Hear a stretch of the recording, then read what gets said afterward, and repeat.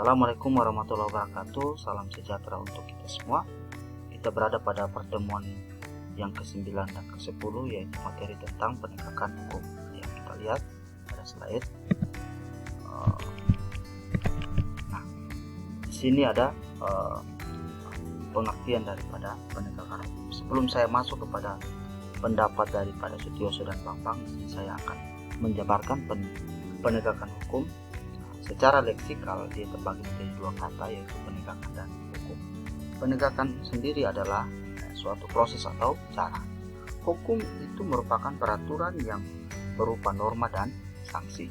Maka di sini Sutioso dan Bambang mengatakan bahwa penegakan hukum adalah kegiatan menserasikan hubungan nilai-nilai yang terjabar di dalam kaidah-kaidah yang mantap dengan pengejawantahkan atau mewujudkan dalam sikap tindak sebagai rangkaian penjabaran nilai tahap akhir untuk memelihara dan mempertahankan kedamaian pergaulan hidup. Jadi muara daripada penegakan hukum itu adalah untuk memelihara dan mempertahankan kedamaian pergaulan hidup masyarakat. Oke. Kita lanjut pada slide berikutnya. Penegakan hukum terpenuhi apabila ada 5 pilar hukum berjalan dengan baik. Yang pertama adalah instrumen hukum yang baik. Instrumen adalah alat yang digunakan dalam penegakan hukum itu harus baik. Yang kedua adalah aparat penegak hukum yang baku. Yang ketiga adalah peralatan yang memadai. Yang keempat adalah masyarakat yang sadar akan hukum. Dan yang kelima adalah birokrasi yang mendukung atau sistem pemerintahan yang mendukung. Seperti itu. Kita lanjut.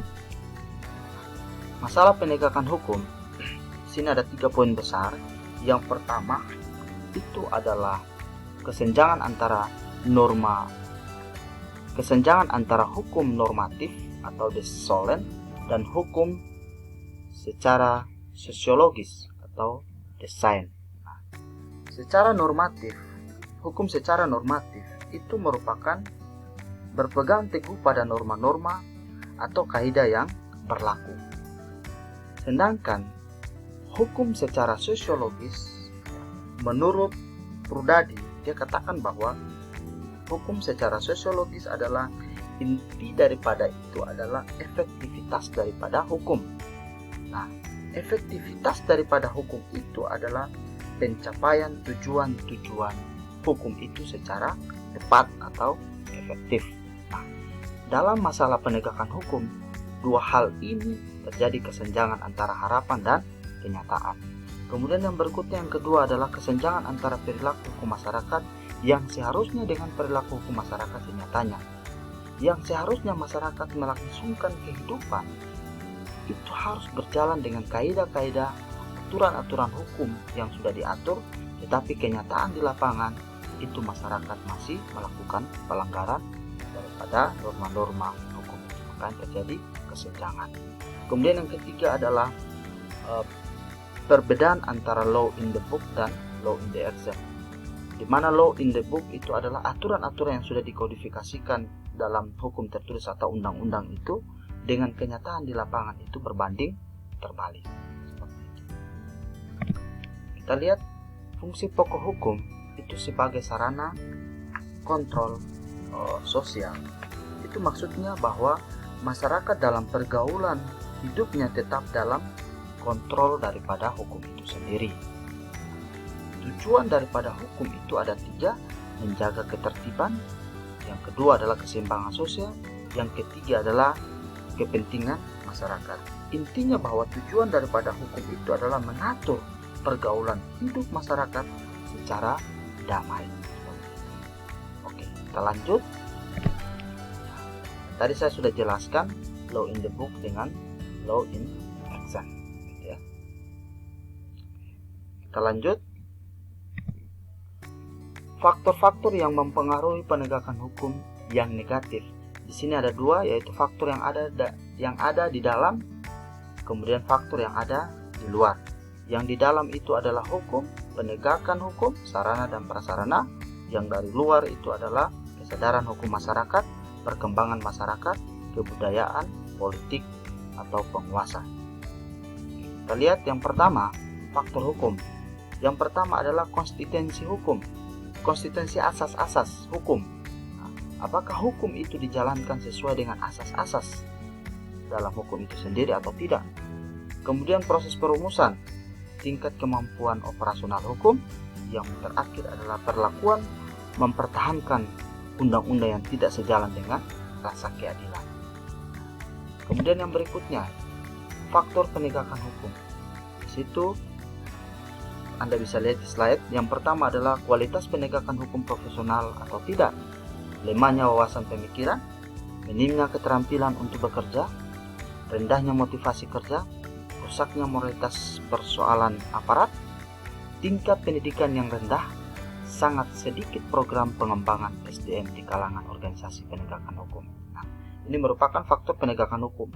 Untuk itu harus ada pengembangan SDM daripada penegakan hukum, aparat penegakan hukum, supaya menjadi aparat-aparat yang tangguh, aparat-aparat yang profesional dalam menjalankan atau melaksanakan tugas penegakan hukum pada masyarakat.